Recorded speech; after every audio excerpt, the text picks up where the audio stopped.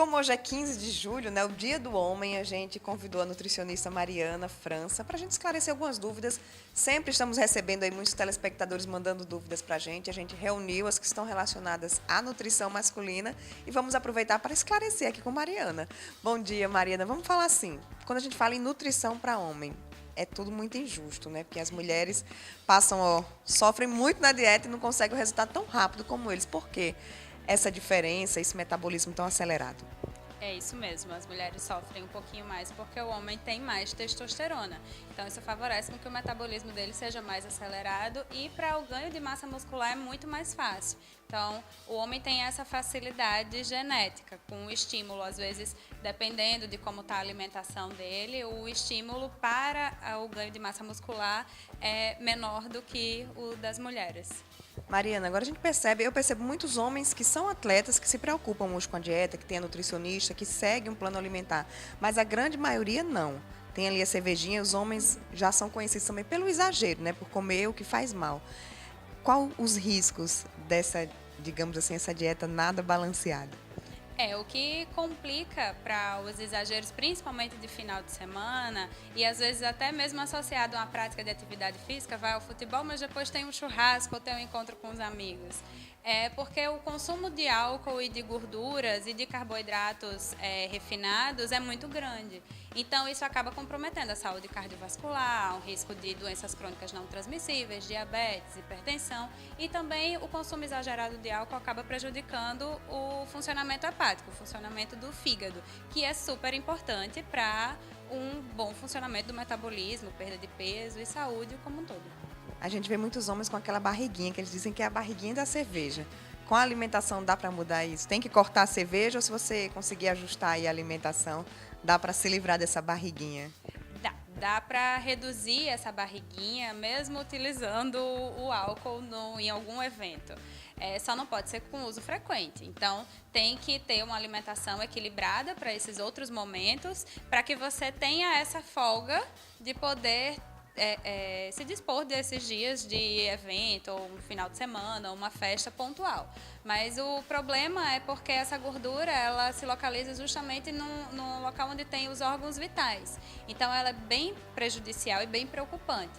Aí associar uma atividade física com alimentação saudável, dá sim para encaixar os momentos de folga, a cervejinha, o vinho ou algum outro alimento que não, desde que ele não faça parte do hábito alimentar da pessoa.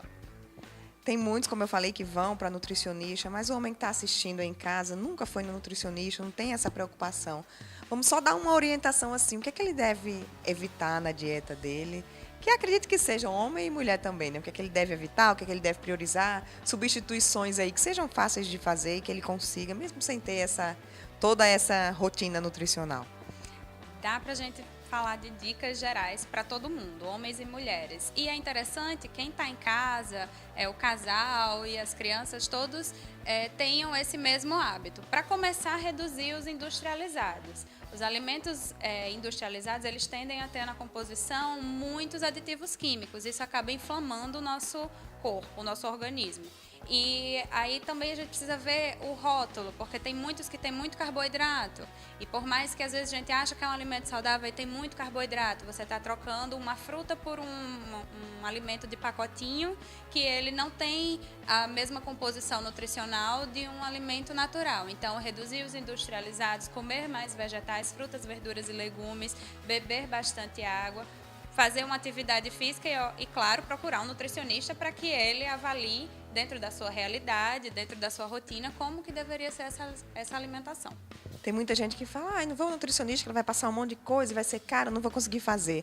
A nutricionista está aí exatamente para ajustar de acordo com o paciente, né? Exatamente. E eu sempre falo isso. Às vezes a gente acha que os alimentos industrializados saudáveis são mais caros e, de fato, eles são, porque não tem como o produtor garantir um prazo de validade grande, que ele consiga colocar por anos um pacote de um biscoito próprio para consumo no mercado. Então, o produto industrializado saudável, ele é mais caro sim, mas o que a gente encontra na feira é muito saudável e é mais barato. Então, frutas, verduras e legumes, eles devem estar na nossa alimentação na maior parte das refeições. Só que a quantidade tem que ser equilibrada e o nutricionista está aí para isso, justamente para saber, de acordo com a sua rotina, com a sua condição financeira, o que é que você pode e o que é que você não pode comer. Mariana, vamos às perguntas, que tem várias aqui. O Francisco, de Candelária, ele quer saber quais são os alimentos que auxiliam na definição muscular. Tem muitos homens que se preocupam com isso, né? Muitas às vezes só pensam nisso.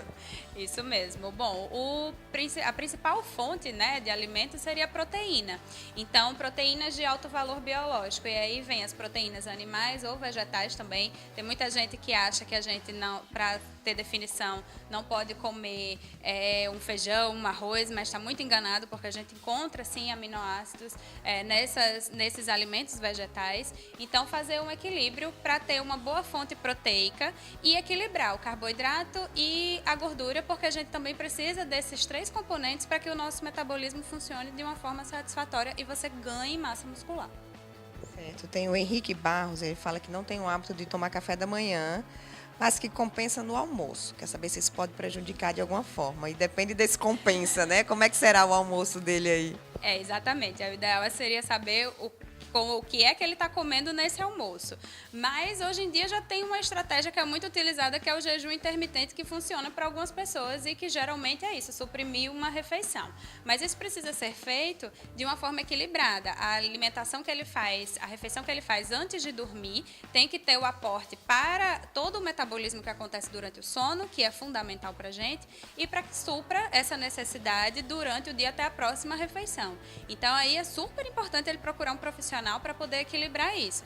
Não tem problema, hoje em dia a gente já sabe que não é obrigatório você comer de 3 em 3 horas, você pode comer de acordo com a sua fome, mas isso precisa ser equilibrado, porque a quantidade de nutrientes precisa estar ali distribuída nas demais refeições. Então, se ele pula o café da manhã e faz uma refeição cheia de carboidrato ou que não tem nenhum vegetal, pode ser que não seja tão interessante assim.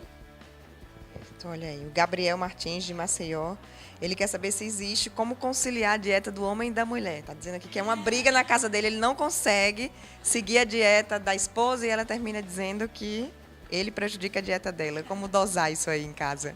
Isso é uma queixa muito comum no consultório, então é sempre interessante. Geralmente vai a mulher, depois vai o marido e a gente precisa pensar numa coisa em comum. Então é interessante, mais uma vez, buscar um profissional para que ele avalie qual é o hábito dessa residência, né, nessa casa. São só os dois? Tem mais alguma pessoa? O que é que se come, o que é que se não come, para poder associar. A lista de compra não deve ficar tão extensa. Dá muito trabalho hoje em dia a gente parar na rotina corrida que a gente tem e fazer a nossa refeição. Então, fazer refeição de 1, 2, 3 pessoas diferenciadas acaba que realmente fica complicado e a adesão é baixa. Mas dá sim para associar as duas coisas, a gente só precisa trabalhar as quantidades, mas de uma forma geral, principalmente as principais refeições, dá sim para a gente fazer uma refeição comum, trabalhando as quantidades ou um ou outro ingrediente específico para o objetivo do casal.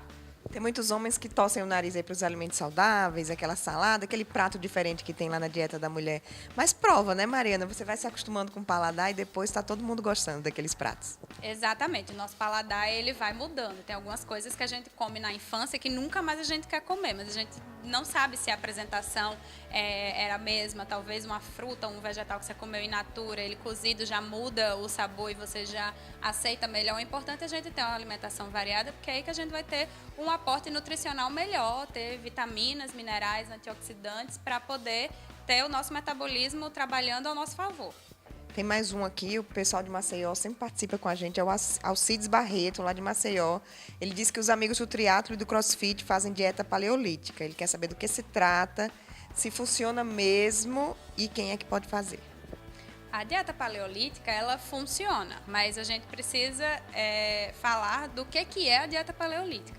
Antigamente, no tempo do homem das cavernas, do homem paleolítico, se comia o que se caçava ou o que se podia colher. Então, ela é baseada nisso. E principalmente no que se pode colher, né? Então, vegetais que a gente consegue colher, nada industrializado, porque a gente sabe que hoje em dia por aí tem muita dieta paleolítica que é vendida, que é divulgada com alimentos industrializados e não existia isso. Então, fontes proteicas, mas baseada principalmente nesses vegetais, porque na época paleolítica, uma caça era muito difícil de você conseguir fazer, e você não tinha carne em abundância. Então, muito menos carne processada. Então, era baseada principalmente nos vegetais que a gente conseguiria colher.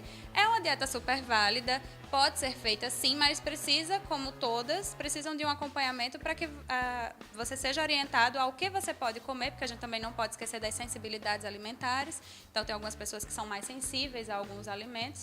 Então, isso tudo precisa ser avaliado e calculado por um profissional. Só para terminar, Mariana, o José de Medeiros, do Alecrim, ele quer saber se tem algum alimento para ajudar aí na melhora da potência sexual.